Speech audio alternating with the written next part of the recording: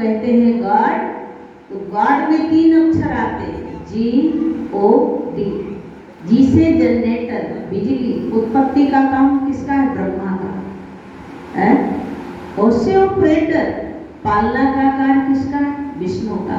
D से destroy, विनाश का कार्य किसका है? शंकर का।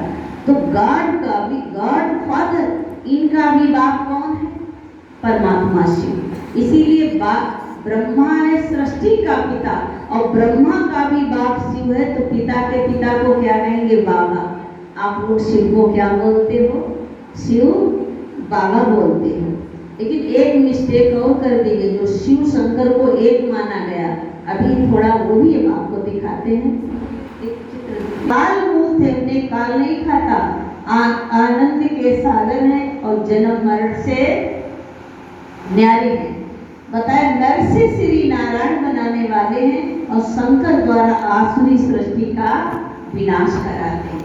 इधर दिखाया जीवन नैया को।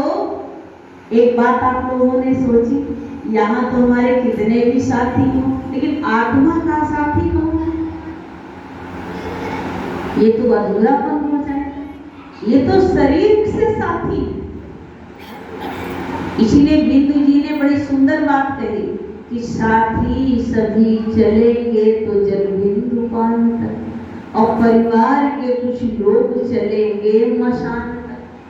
अर्धांगिनी भी बढ़ेगी तो केवल मकान तक, और बेटा भी हक निभाएगा तो केवल अग्निदान तक। आत्मा का साथी कौन है? तभी क्या कहती आत्मा कि भगवान मेरी नैया को, भगवान मेरी नैया को उस पार लगा देना, उसके अलावा कोई नहीं। तुम तो अकेले हो, अधूरे हो उसके बिना। और काल के भी पंजे, हम गारंटी लेते, अगर बाबा को याद करो, जैसे बताया है, जहाँ कहीं चलो पहले ओरा बनाओ। यहाँ बताया गया है, यहाँ तक एक भाई माउंट आबू में 1000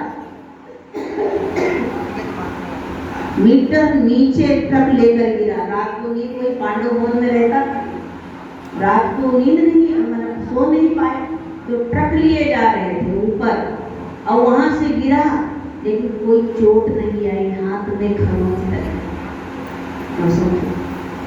1000 मीटर नीचे पहाड़ों में कोई गिरे और कोई न हो, और फिर भी उसके कोई हर्फ ना आए, अपने आप बाहर खड़ा है, कि कैसे ऊपर आया चढ़ के है। तो क्या परमात्मा के अलावा और कोई बस की बात है? तो वो काल में भी, आज की दुनिया में कुछ भी हो मुझे डर नहीं, इसीलिए क्योंकि मेरे साथ अगर भगवान है तो मेरा, इतनी जागो राखे साइया मार सके ना कोई, और बाल न बांका कर सके चाहे जग बैरी चाहे।